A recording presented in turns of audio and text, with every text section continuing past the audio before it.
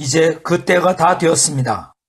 그러나 하늘의 군대인 기독교인들은 잠만 자고 있다니 이 얼마나 안타까운 일입니까?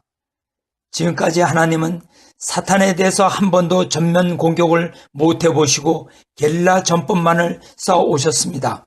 그러나 하나님은 전면 공세를 취하실 수 있는 한 날, 곧 하늘의 D-Day, 마치 노르망디 상륙작전의 D-Day와 같은 한 날을 준비하고 계십니다. 그날이 바로 메시아가 재림하시는 날입니다. 이제 하나님의 이 D-Day가 가까워 왔습니다. 성서는 전 인류를 이 최후의 전선으로 이끌어 나가시는 하나님의 끈질긴 준비의 기록인 것입니다. 성서의 목적이 이루어지는 것은 주님의 재림, 즉 이 D-Day를 위한 그리스도의 재림입니다. 성서는 암호다. 그러면 정확하게 말해서 성경이란 무엇이겠습니까? 성경은 수수께끼 책으로 알려져 왔습니다. 그러나 성서는 하나님께서 인간에게 주시는 메시지를 담고 있습니다. 성서는 평이한 말로 기록되어 있지 아니하고 비유와 상징으로 기록되어 있습니다. 왜 하나님께서 성서를 비유와 상징으로 기록하게 하셨겠습니까? 왜 하나님은 사실 그대로 표현하시지 않으셨겠습니까? 하나님은 죄악의 세계를 처리하지 않으면 안 되기 때문입니다. 역사를 통하여 그의 사자들과 중심 인물들을 이 죄악 세계로부터 빼내지 않을 수 없었습니다. 아브라함과 노아는 이와 같은 인물이었습니다. 하나님의 소망을 받은 사람들은 이 죄악 세계 가운데 언제나 소수에 불과했습니다. 만약 하나님의 비밀을 공공연하게 문자 그대로 나타낸다면 이 비밀은 원수 사탄에 의하여 악이용 당함으로써 하나님의 일꾼들을 망하게 할 것입니다. 이것이 바로 하나님께서 성서를 암호로 기록하신 이유입니다. 그렇게 함으로써만이 하나님의 중심 인물들은 그 비밀을 판독할 수 있게 하고 사탄 세계의 악한 인간들은 이해할 수 없게 하기 위하여입니다. 역사를 돌아보게 될 때 의인들은 지상에서 언제나 고통만 당해왔습니다. 왜냐하면 그들은 원수의 나라에 살고 있었기 때문이며 또한 사탄은 하나님의 사자들이 번창하는 것을 방해하였기 때문입니다. 언제나 사탄의 세력은 하나님의 대신자들을 발견할 때마다 멸망시키려고 하였습니다. 우리들은 하나님의 그의 뜻을 아무로 주시지 않을 수 없었던 사정을 이해하지 않으면 안 되겠습니다. 이와 같이 성서는 비유와 상징으로 기록되어 있습니다. 어떤 의미에서 성서는 의도적으로 수수께끼와 같이 기록되게 했던 것입니다. 그러면 우리가 어떻게 해야만이 이와 같은 성서의 비유와 상징의 뜻을 알 수 있겠습니까? 간단합니다. 만약 여러분이 본부로부터 지시를 받고 파송된 정보원이라 한다면 여러분은 암호 지시를 판독해야 합니다. 그때 당신은 암호 해독서를 가지고 있든가 직접 본부와 통하지 않으면 안 됩니다.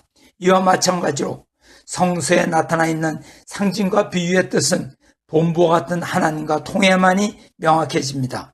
이것만이 성서의 궁극적인 의미를 알아낸 유일한 길임이 틀림없습니다. 2000년 전 예수 그리스도는 지상 천국의 청사진을 가지고 오셨습니다. 그러나 예수님은 그의 계획을 자기 제자들에게까지도 명백하게 말할 수 없었습니다.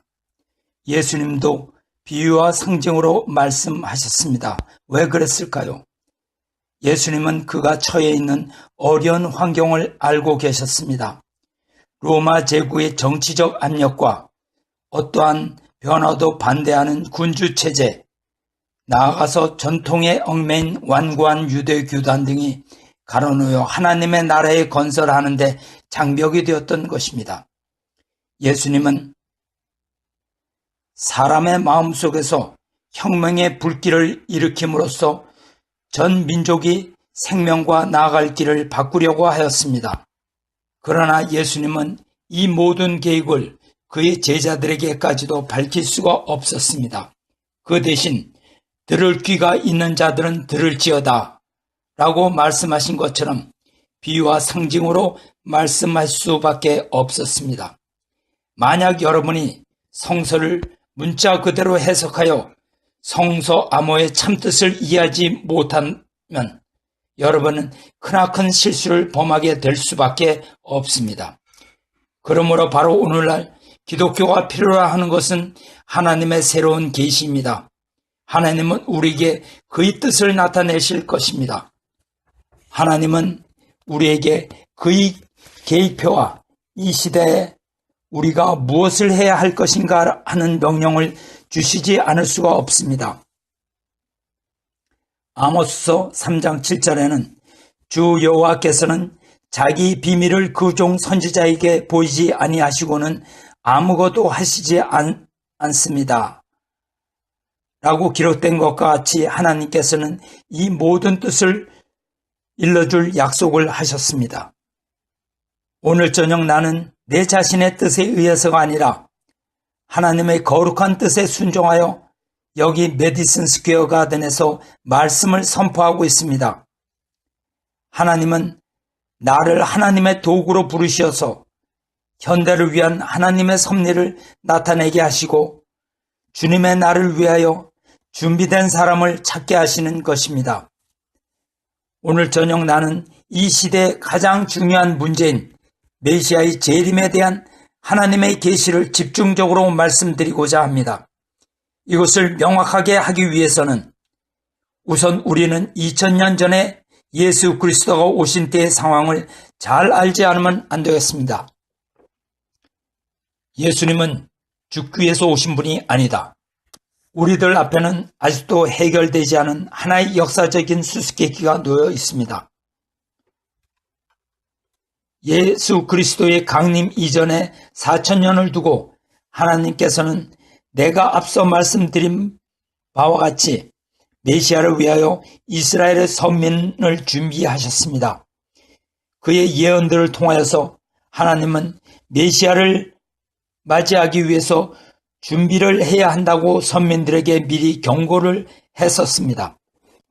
하나님은 얘기하셨던 바의 준비를 위하여 섭리를 하셨습니다. 그래서 이스라엘 내에는 사실상 위대한 메시아적인 정렬이 있었던 것이 사실입니다. 그리고 하나님은 약속한 때 그의 약속의 말씀을 지키셨습니다. 하나님은 아들 예수 그리스도를 시간에 맞춰 하나님이 택하셨던 선민들에게 보내셨던 것입니다. 그때 어떠한 일이 생겼습니까? 역사가 그 증거입니다. 선민들은 그가 누구인지를 몰랐습니다. 그들은 드디어 그를 십자가 위에 못 박았던 것입니다. 왜 그랬습니까? 기독교의 교회들은 이렇게 말을 하고 있습니다. 그래, 그 질문에 대한 대답은 아주 간단하지. 하나님께서는 십자가 위에 죽게 하기 위하여 예수 그리스도를 보내셨던 거야. 십자가의 죽음은 당초부터 하나님께서 예정하셨던 뜻에 의한 것이었지. 그러면 그렇게 말하는 기독교인들에게 나는 질문할 말이 있습니다. 예수 그리스도께서 오늘 다시 돌아온다면 당신들은 어떻게 하겠습니까? 라고. 그러면 모든 기독교인들은 틀림없이 다음과 같이 대답할 것입니다. 우리들은 그를 받아들이죠. 그를 환영합니다. 그와 하나가 되고 그를 따를 것입니다.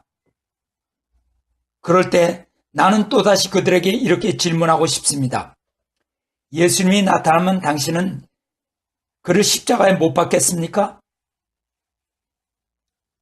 그들은 틀림없이 아니요 라고 대답할 것입니다.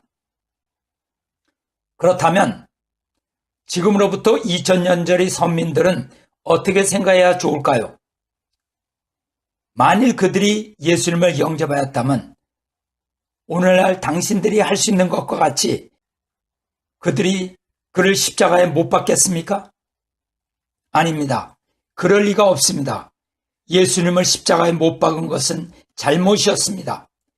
그들이 예수님을 죽였던 것은 그들이 하늘의 섭리에 대해서 무지했기 때문입니다. 하늘의 뜻은 분명히 선민들이 메시아를 받아들이는 데 있었습니다. 그러나 그와는 반대로 선민들은 예수님을 십자가에 못 박고 말았습니다. 그리고 그들은 그것이 하나님의 뜻이었다고 그 책임을 전가해버리고 말았습니다. 참으로 괴상한 일이 아닐 수 없습니다. 이것은 논리적으로 보아 받아들일 수 없는 일이 아닐 수 없습니다. 무엇인가 크게 잘못된 것이 있었던 것입니다. 그러면 그 잘못이란 무엇이었겠습니까? 무지가 예수님을 죽였다.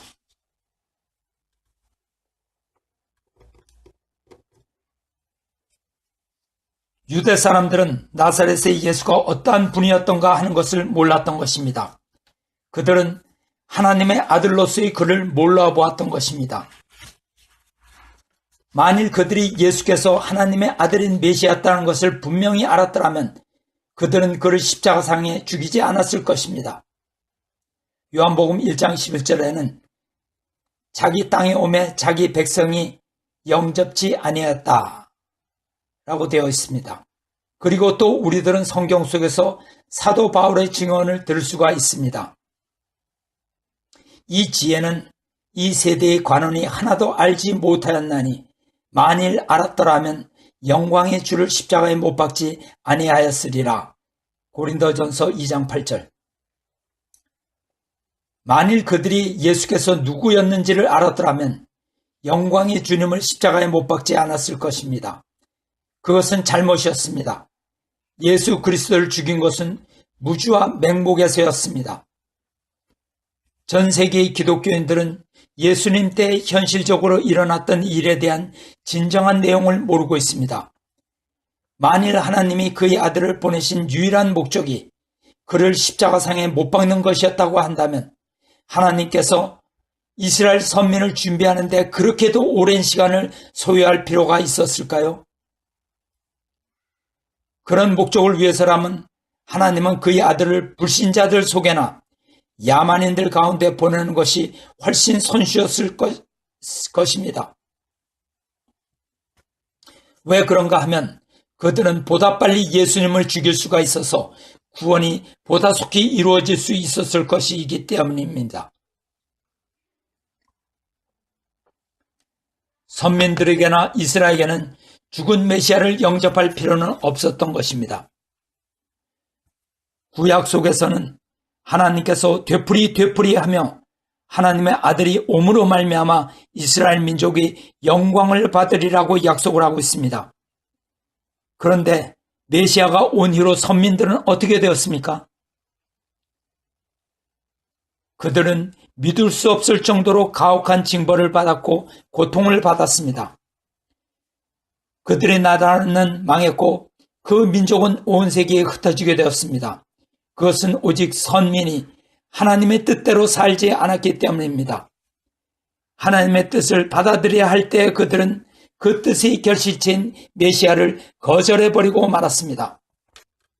그러면 예수님이 누구였던가 하는 것을 이스라엘 민족이 왜 몰랐던가 하는 것이 문제가 됩니다.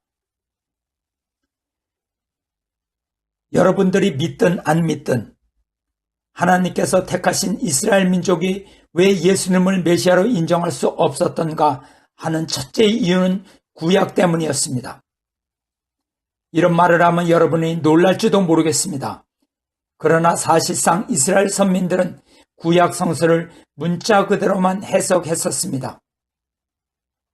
그들은 성경이 암시로 암호같이 되어 있다는 것을 모르고 있었습니다. 그들은 성경의 한마디 한마디와 한 글자 한 글자를 문자 그대로만 해석했던 것입니다. 달리 말하면 그들은 구약 성구의 노예가 되어 있었던 것입니다. 그 한 신뢰를 들어보기로 합시다. 구약 안에 있는 말라기서는 신약 성서 안에 있는 계시록과 비슷한 의미를 가지고 있습니다. 그것은 분명한 시간표를 제시하고 있는데 그 최후의 기록에는 메시아가 장차 어떻게 오리라 하는 것을 말하고 있습니다. 말라기서의 4장 5절부터 6절까지 해서 여러분들은 다음과 같은 말을 읽을 수가 있을 것입니다. 보아라, 여호와의 크고 두려운 날이 이르기 전에 내가 선지 엘리야를 너에게 보내리니 그가 아비의 마음을 자녀에게로 돌이키게 하고 자녀들의 마음을 그들의 아비에게로 돌이키게 하리라. 엘리야는 어떠한 사람이었습니까? 그는 예수님께서 오시기 약 900년 전에 살았던 이스라엘의 위대한 예언자였던 것입니다. 그리고 구약 성서에 의할 것 같으면 그는 땅에서 살다가 불수레를 타고 하늘로 올라갔던 사람이라고 기록되어 있습니다. 그래서 이스라엘의 선민들은 구약에 기록된 그대로 언젠가는 엘리야가 불수레를 타고 다시 땅으로 돌아와서 메시아에 대한 예언을 얘기해 줄 것이라고 믿고 있었습니다. 이것이 이스라엘의 선민들이 고대하고 있었던 일이었습니다. 그러나 엘리야가 왔었습니까? 문제는 이스라엘 민족들이 예상하고 있었던 그러한 방법으로 엘리야가 돌아오지 않았던 데에 있었습니다. 이스라엘 선민들은 엘리야가 기적적인 방법으로 되돌아왔다고 하는 아무런 소식도 들을 수가 없었습니다. 그러나 어느 날 그들은 참으로 예측할 수 없는 선언을 듣게 된 것입니다. 예수라고 하는 나사렛에서부터 온 한 청년이 메시아, 즉 하나님의 아들로서 내가 왔다고 온 세상에 선포했던 선언이 바로 그것이었습니다. 그것이야말로 참으로 믿을 수 없는 성명이 아닐 수 없었습니다. 이에 대해서 이스라엘 선민들의 즉각적인 반응은 어떠했었습니까? 있을 수 없는 일이라고 그들은 말했습니다. 어떻게 해서 나사렛의 예수가 하나님의 아들이 될 수 있는가? 우리들은 엘리야에 대한 아무런 소식도 들은 일이 없지 않은가? 이것은 엘리야가 오지 않았으니 메시아가 올 리가 없다는 말이었습니다. 엘리야가 오리라고 했던 말라기의 예언은 예수님의 사명 성취에 대한 큰 장애물이 되었던 것입니다. 예수님이 제자들이 복음을 가지고 예수님이 하나님의 아들임을 전하려고 온 이스라엘을 돌아다니고 있을 때 이스라엘 선민들은 한결같이 다음과 같이 말하면서 제자들의 말을 부인했습니다. 만일 당신들의 선생님이 하나님의 아들이라고 한다면 엘리야는 어디에 있습니까? 구약 성서에는 메시아가 나타나기 이전에 엘리야가 온다고 기록되어 있지 않은가? 예수님의 제자들은 이 질문에 대답할 수 있는 충분한 준비가 되어 있지 않았습니다. 사실상 그들은 구약 성서를 배우지 못하고 있었습니다. 그들은 사회의 하층에 속하는 갈릴리 지방의 어부들이었거나 세리 혹은 매춘부들이었습니다. 그러한 질문에 크게 당황하게 된 제자들은 이 문제에 대한 도움을 받기 위하여 예수님을 찾아가기로 결정했던 것입니다. 이 광경이 마태복음 17장 10절 이하에 잘 나타나 있습니다. 제자들이 묻자와 가로되 그러면 어찌하여 서기관들이 엘리야가 먼저 와야 하리라 하나이까? 예수께서 대답하여 가라사대 엘리야가 과연 먼저 와서 모든 일을 회복하리라. 그러나 너에게 말하노니 엘리야가 이미 왔을 때 사람들이 알지 못하고 임의로 대우하였도다. 이러한 예수님의 대답은 사실 제자들에게 큰 쇼크가 되었습니다. 그리고 그때야 비로소 그들은 세례 요한에 대해서 말씀하여 주신 예수님의 대답이 성서에 의한 것이라고 하는 사실을 이해하게 된 것입니다. 그러면 세례 요한이 과연 엘리야였던가요? 그렇습니다. 예수님께서 분명히 그렇게 말씀하셨던 것입니다. 그러나 이스라엘 선민들에게는 그것이 납득되지를 않았습니다. 그들은 어느 도단이다! 라고 말을 했습니다. 우리들은 이 사건을 우리들이 현재 살고 있는 현재에다 갖다 놓고 한번 생각해 보기로 합시다. 지금으로부터 2000년 전에 세례 요한은 오늘날의 위대한 기독교 지도자인 빌리 그레함과 같이 하나님의 아들로서 또 위대한 예언자로서 전 이스라엘의 명성을 떨치고 비상한 영향을 줄 수 있었던 사람이었습니다. 그런데 지금 알 수 없는 한 청년이 갑자기 나타나서 전 세계를 향하여 나는 하나님의 아들이라고 선포했다고 칩시다. 그러면 성경을 공부하는 학생은 그에게 이렇게 질문하지 않을 수가 없을 것입니다. 만일 당신이 하나님의 아들이라고 한다면 약속했던 엘리야는 어디 있습니까? 하고 그때 그 젊은이가 이렇게 대답하였다고 합시다. 빌리 그레함이 엘리야라고 하는 사실을 당신은 모르고 있습니까? 이 말에 대한 당신의 반응은 어떻겠습니까? 틀림없이 이렇게 말할 것입니다. 천만의 말씀입니다. 어떻게 해서 빌리 그레함이 엘리야가 될 수가 있습니까? 그는 푸른 하늘에서 오지를 않았습니다. 우리들은 모두가 다 그가 노스캐롤라이나에서부터 왔다는 것을 잘 알고 있습니다. 당신들도 역시 그러한 대답을 받아들일 수가 없을 것입니다. 받아들일 수가 있겠습니까?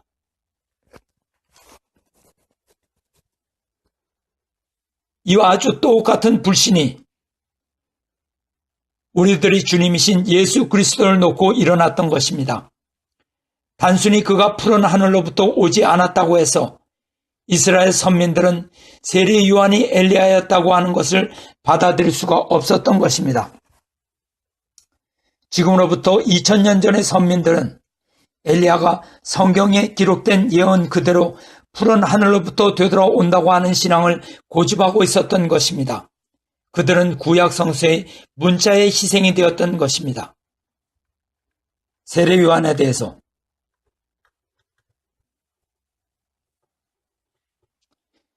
당시 여론은 아주 무례한 것이었음에도 불구하고 예수 그리스도께서는 힘있게 그리고 권위 있게 전 이스라엘을 향하여 설교를 계속했었습니다.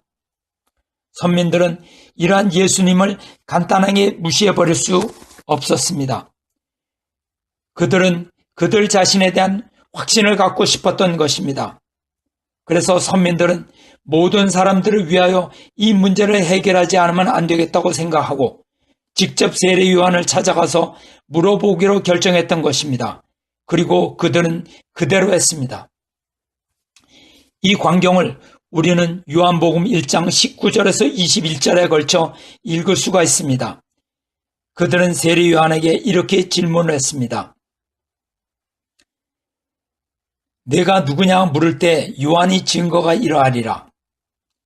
요한이 드러내어 말하고 숨기지 아니하니 드러내어 하는 말이 나는 그리스도가 아니라 한데 또 묻되 그러면 네가 엘리야냐? 가로되 아니다. 또 묻되 네가 그 선지자냐? 대답하야 돼 아니라. 세례 요한은 모든 것을 부인했습니다. 나는 엘리야가 아니다 라고 했습니다. 또 그는 예언자라고 하는 것조차 부인해버리고 말았습니다. 모든 사람들은 그가 하나님에 대한 예언자라고 하는 것을 알고 있었고 또 그렇게 인정하고 있었습니다. 그러나 그 장본인은 나는 예언자가 아니다 라고 말을 했습니다. 왜 그렇겠습니까? 그는 당시의 정황을 보고 판단을 내렸던 것입니다. 예수 그리스도가 버림받은 사람으로서 당시의 사회로부터 처우를 받고 있었기 때문입니다. 예수님이 실패자라고 생각되었던 것입니다. 그리고 세례 요한은 예수님의 편에 서지 않기로 결심했던 것입니다. 그는 모든 것을 부인하는 것이 나으리라고 생각했던 것입니다. 그렇게 함으로써 세례 요한은 예수님을 코너에 몰아버리고 말았습니다. 거기에서 예수님은 결국 일대 사기꾼같이 생각되어져 버리고 만 것입니다. 세례 요한이 부인한 후 예수님은 더 이상 의지할 곳이 없어져 버리고 말았습니다. 그러면 예수님은 어찌하여 십자가상에서 죽게 되었습니까? 첫째로 그는 구약 성서의 문자 그대로의 해석 때문에 그 희생물이 된 것입니다. 그리고 둘째로는 세례 요한이 그 사명에 실패했기 때문에 예수님은 부인당했고 드디어는 십자가에 죽게 된 것입니다. 우리는 마태복음 11장에서 3절까지 목이 잘리기 위하여 감옥 안에 들어있던 세례 요한이 그 자신의 제자들을 예수님께로 보내어 다음과 같이 질문한 것을 읽을 수가 있습니다. 오실 그이가 당신이 오니까 아니면 우리가 다른 일을 기다리오리까? 마태복음 11장 3절. 이것이 하나님의 아들로서 예수를 믿고 있는 사람의 질문이겠습니까? 세례 요한은 일찍이 요단강가에서 예수님을 하나님의 아들로 증거했던 사람이었습니다. 내가 보고 그가 하나님의 아들이심을 증거하였노라. 똑같은 사람이었고 똑같은 일이었습니다. 그런데도 뒤에 와서는 예수님에게 다음과 같은 질문을 하게 되었던 것입니다. 진정으로 당신이 메시아입니까? 그렇지 않으면 우리들이 다른 사람을 기다려야 하겠습니까? 이러한 질문을 듣고 예수님은 얼마나 낭망하셨겠습니까? 세례 요한은 얼마나 신앙이 약한 사람이었습니까? 세례 요한의 사명은 메시아의 사명을 완수하는 데 있어서 대단히 중요했던 것입니다. 하나님은 주님의 길을 준비하기 위하여 그의 선민들로 하여금 주님을 맞이할 준비를 갖추게 하기 위하여 세례 요한을 특별히 이 땅 위에 보내셨던 것입니다. 그리스도의 앞잡이로서의 사명이 세례 요한의 사명이었던 것입니다. 예수님은 세례 요한이 그 사명을 다해 줄 것을 얼마나 크게 기대했는지 모릅니다. 세례 요한이 사람을 시켜 예수님께로 찾아와서 진정으로 당신이 메시아입니까? 하고 물었을 때 예수님은 칼로 찔림을 당하는 이상으로 고통을 느끼었을 것입니다. 여러분들은 예수님이 어떻게 느꼈는가 하는 것을 상상할 수 있습니까? 그는 무서운 쇼크를 받았던 것입니다. 그는 분노에 견딜 수 없었습니다. 예수님은 그렇다, 그렇지 않다고 대답할 수가 없었습니다. 다만 그 대신 예수님은 다음과 같이 말씀하셨습니다. 누구든지 나를 인하여 실족치 않는 자는 복이 있도다. 이것이 세례 요한이 실패했을 때 그에게 보여준 예수님의 위안이었습니다. 성세는 마태복음 11장 2절에서 18절 요한이 옥에서 그리스도의 하신 이 일을 듣고 제자들을 보내어 예수께 여짜오되 오실 그이가 당신이 오니까 우리가 다른 일을 기다리오리까? 예수께서 대답하여 가라사대 너희가 가서 보고 듣는 것을 요한에게 고하되 소경이 보며 안진뱅이가 걸으며 문둥이가 깨끗함을 받으며 귀머거리가 들으며 죽은 자가 살아나며 가난한 자에게 복음이 전파된다 하라. 누구든지 나를 인하여 실족하지 않은 자는 복이 있도다 하시니라. 저희들이 떠나며 예수께서 무리들에게 요한에 대해서 말씀하시되 너희가 무엇을 보려고 광야에 나갔더냐? 바람에 흔들리는 갈대냐? 그러면 무엇을 보려고 광야에 나갔더냐? 부드러운 옷을 입은 사람이냐? 부드러운 옷을 입은 자들은 왕궁에 있느니라. 그러면 너희가 어찌하여 광야에 나갔더냐? 선지자를 보려더냐? 옳다. 내가 너에게 이르노니 선지자보다도 나은 자니라. 기록된 바 보라 내가 내 사자를 내 앞에 보내노니 저가 내 길을 내 앞에 예비하리라 하신 것이 이 사람에 대한 말씀이니라. 내가 진실로 너에게 이르노니 여자가 낳은 자 중에서 세례 요한보다 큰 이가 일어남이 없도다. 그러나 천국에서는 극히 작은 자라도 저보다 크니라.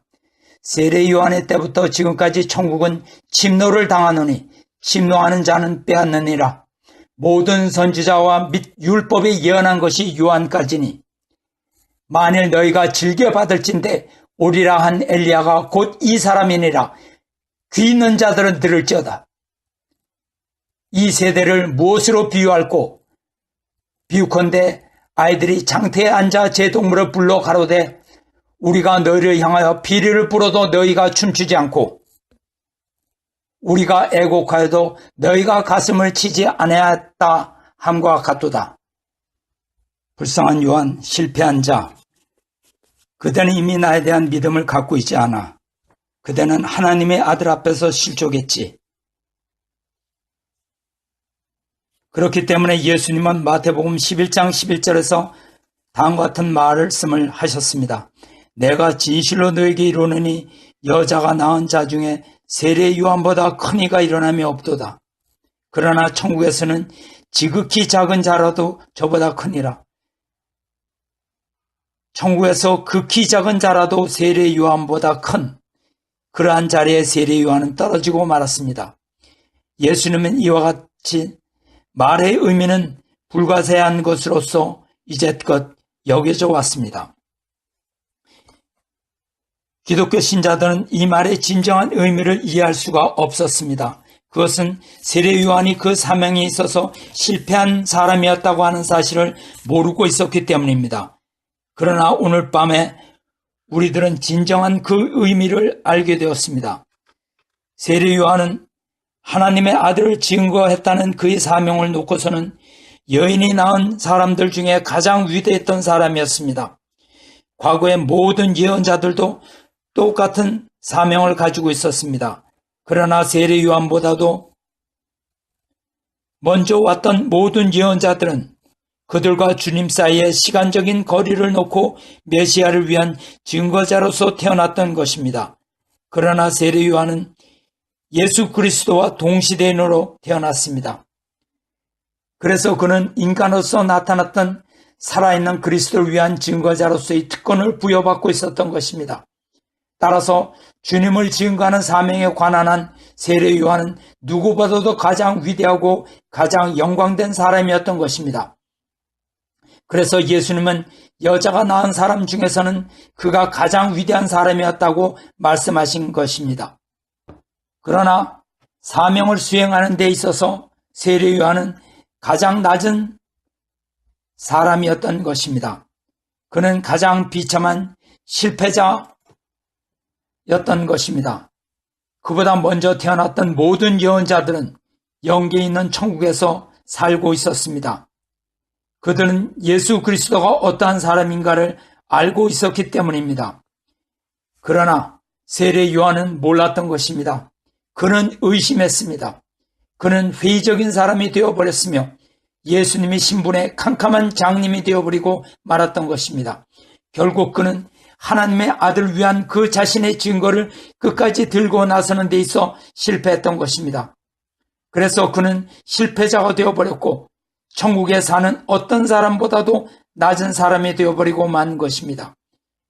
그러다가 마침내 세례 요한은 목배임을 당하고 말았습니다.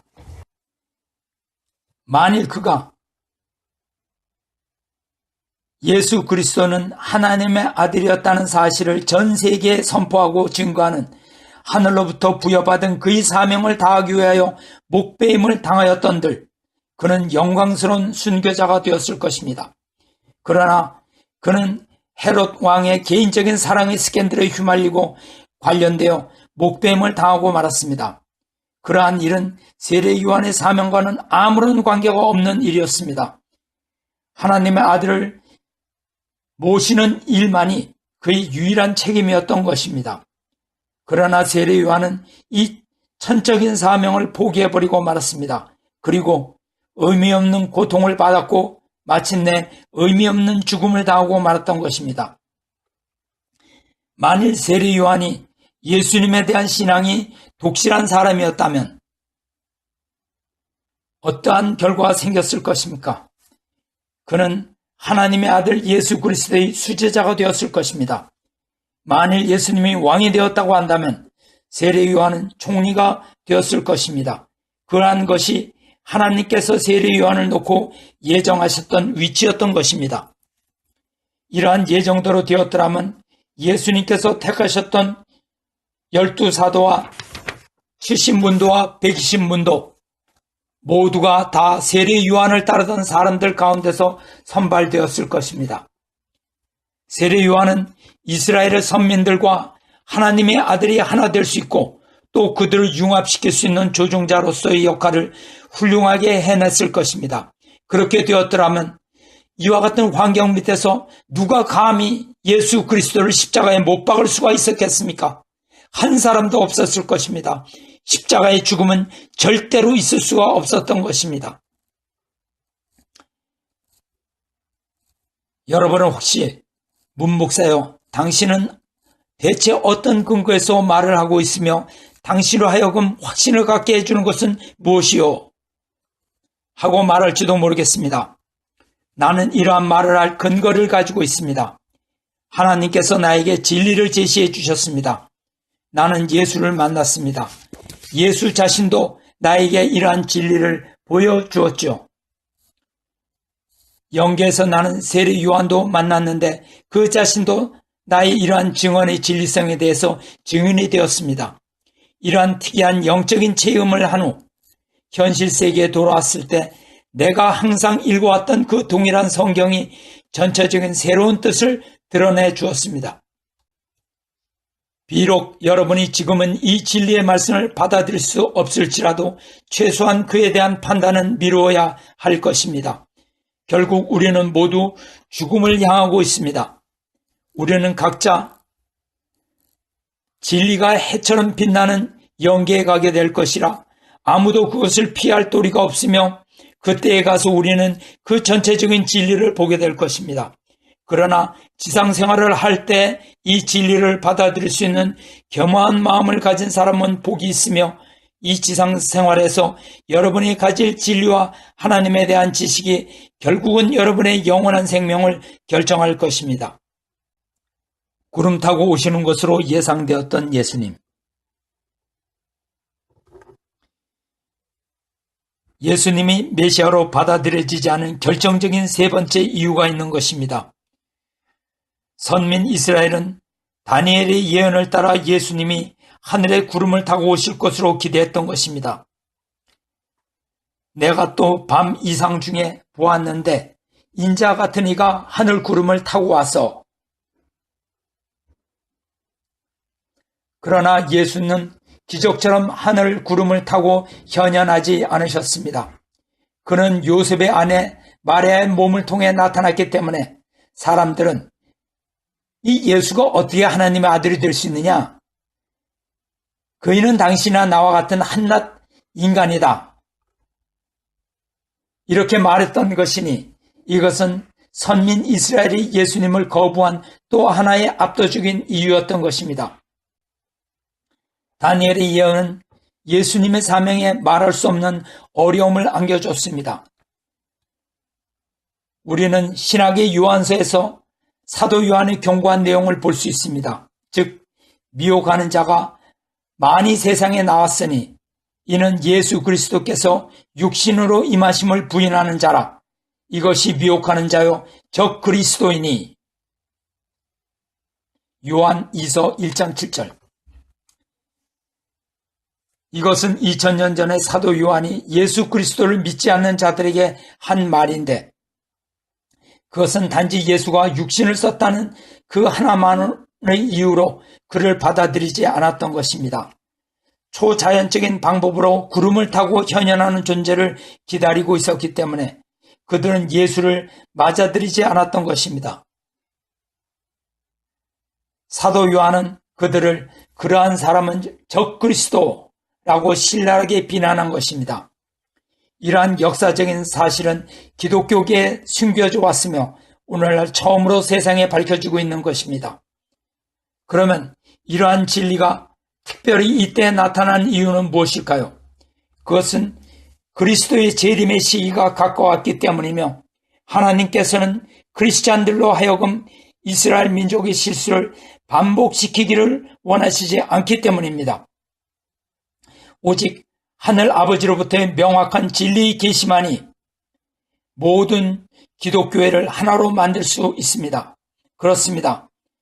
진리는 우리를 하나 되게 하며 우리가 진리를 알 때 그 진리는 우리를 그릇된 신앙이나 분열로부터 구원해 줄 것입니다. 여기에 뚜렷한 하나님의 진리가 이제 계시되었습니다. 예수님 십자가의 고난. 십자가상의 고난은 하나님의 아들의 본래적인 노정이 아니라 예정된 코스의 변경을 뜻하는 것이었으며 결국 그분의 제2차적인 사명이었던 것입니다. 그리고 그것은 변화산상에서 결정되었던 것입니다. 이 내용에 대해서 누가복음 9장 30절에서 31절에 기록되어 있습니다. 문득 두 사람이 예수와 함께 말하니 모세와 엘리야라. 영광 중에 나타나서 장차 예수께서 예루살렘에서 별세하실 것을 말씀하실세. 예수께서 장차 인자가 예루살렘에서 고난을 받고 십자가에 달리게 되리라고 말씀하실 때 그의 수제자 베드로는 강력하게 만류하면서 다음과 같이 말했습니다. 베드로가 예수를 붙들고 간하여 가로되 주여 그리 마옵소서 이 일이 결코 주에게 미치지 아니하리이다. 이에 대해서 예수께서는 돌이키시며 베드로에게 이르시되 사탄아 내 뒤로 물러가라. 너는 나를 넘어지게 하는 자로다. 내가 하나님의 일을 생각지 아니하고 도리어 사람의 일을 생각하는도다. 마태복음 16장 23절. 이렇게 말씀하셨습니다. 예수를 믿는 사람들은 그리스도께서 십자가에 달리시기 위해 세상에 오셨다는 증거로 이 특이한 선고를 곧잘 이용합니다. 많은 사람들은 예수께서 말씀하신 것을 보라. 그분은 죽기 위해 세상에 왔다고 말씀하셨다. 그래서 십자가로 나가시려는 당신을 반대한 베드로를 꾸짖으시고 그를 사탄이라고 하시지 않았는가? 이렇게 말할 것입니다. 그러나 오늘날 이 선고는 근본적인 오역을 범하고 있는 것입니다. 예수께서는 하나님이 당신의 계획을 변경하시고 또한 예수님의 사명을 바꾸어 놓으신 것을 안 연후에 베드로를 꾸짖으셨던 것이며 하나님께서는 이스라엘 민족이 예수를 받아들이지 않으므로 예수께서 가지고 오셨던 지상 천국의 건설이라는 본래적 사명을 수행하는 것이 불가능함을 아셨던 것입니다. 그리하여 그의 사명이 최종 단계에서 하나님께서는 영적 구원이라는 제한된 사명이라도 해주시기를 예수님께 당부하셨던 것이며 가련한 베드로는 예수 그리스도의 사명상의 변동에 대해 전혀 알지 못했던 것입니다. 언뜻 보아 예수를 위로하는 듯한 베드로의 말이 그 점에서는 하나님의 뜻에 부합되지 않았기 때문에 예수님은 베드로를 사탄이라고 했던 것입니다. 예수님은 그의 이러한 2차적인 사명을 외면할 수는 없었던 것입니다. 왜냐하면 십자가의 길을 피하는 것은 예수님의 강림을 완전히 헛되게 했을 것이기 때문입니다. 이스라엘 민족이 예수님을 받아들였더라면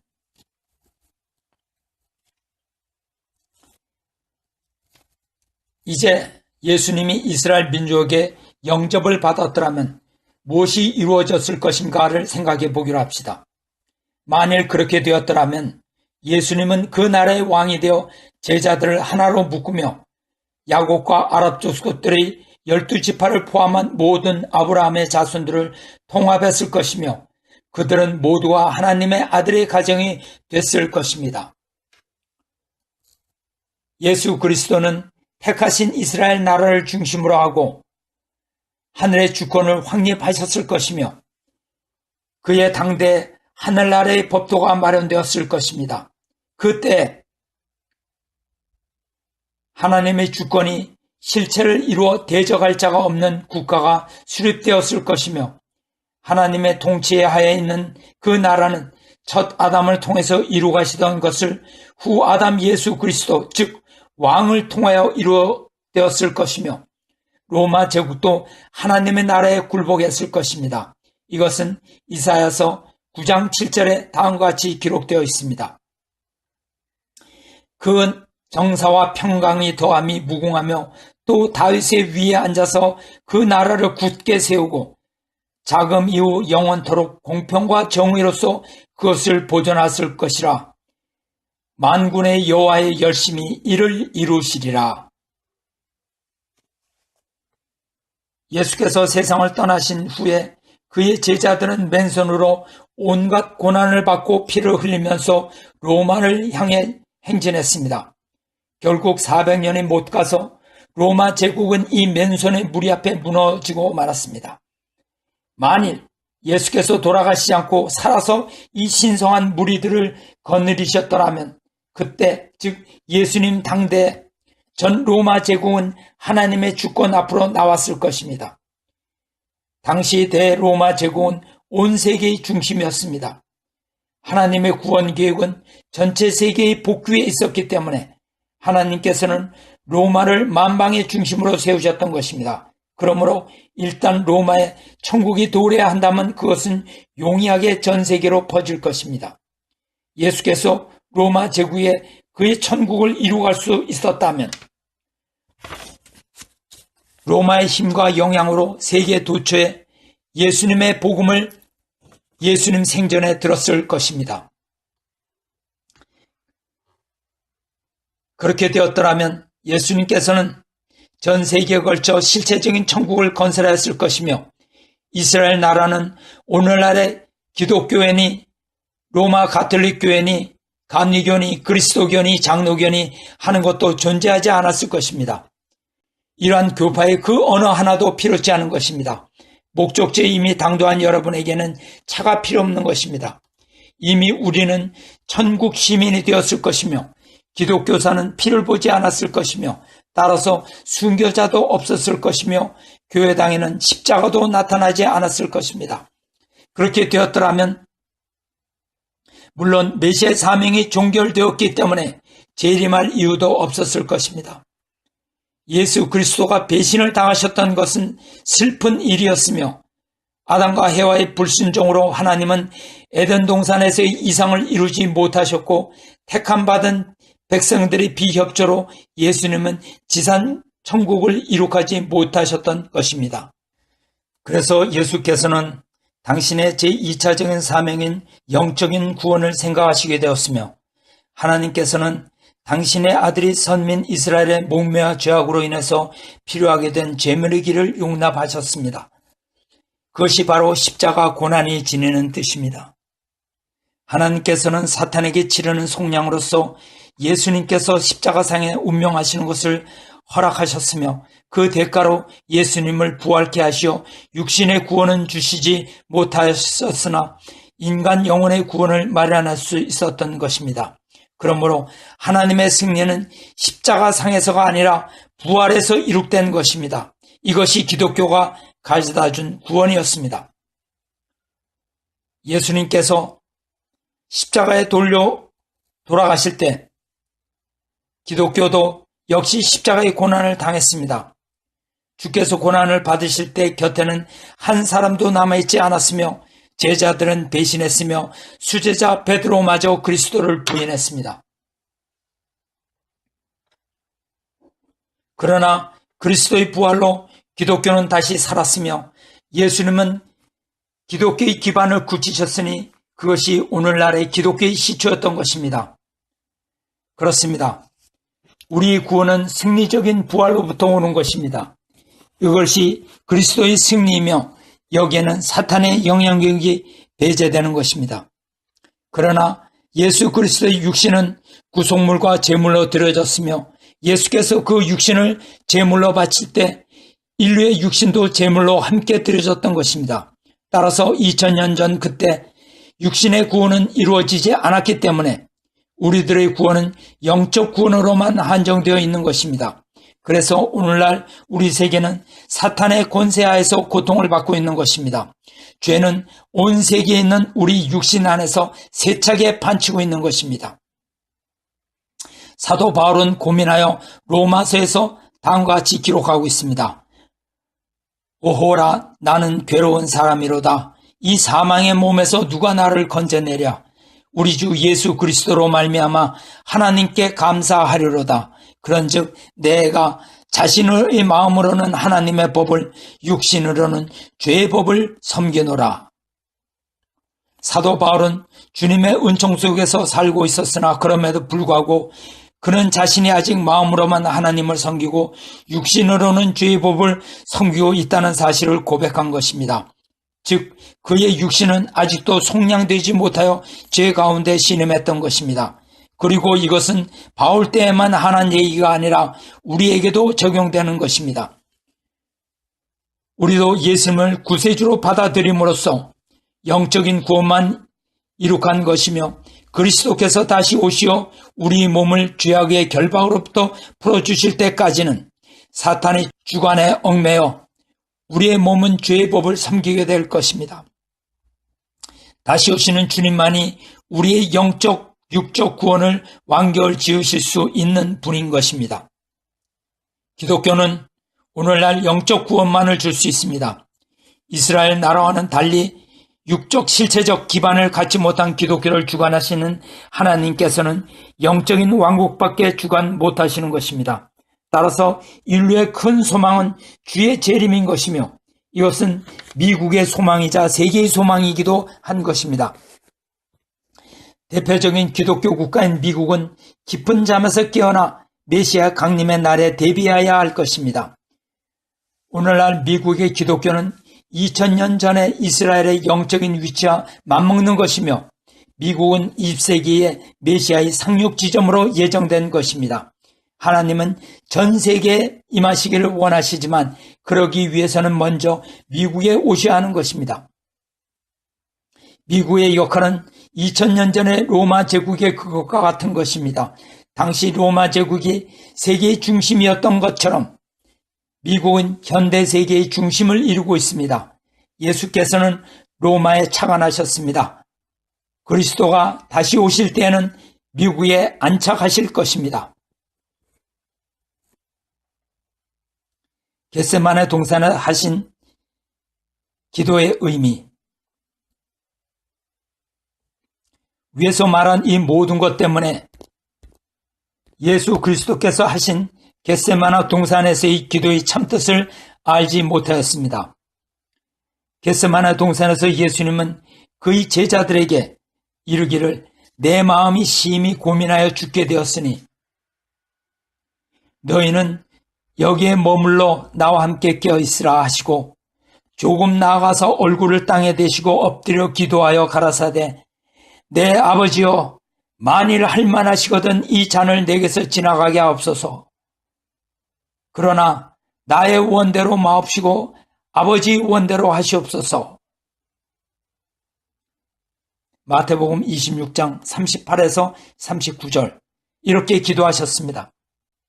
예수님은 이렇게 한 번만이 아니라 3차에 걸쳐 기도하셨습니다.